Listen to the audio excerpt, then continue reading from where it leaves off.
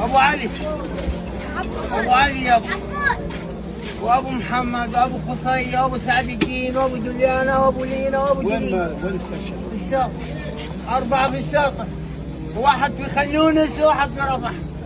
ما ضلنيش حد الا ست الكريم، وانا راضي يا رب. ايش ما تعمل فيا انا راضي، بس انصرنا على القوم الكافرين، واكسر الامه العربيه يا رب اللي بيتفرجوا علينا وعلى اعراضنا ونسائنا بتموت قدامهم. مش كرامه، ربنا يسعد محبتك في قلوب الامه العربيه. هذا عار على الامه العربيه كلها.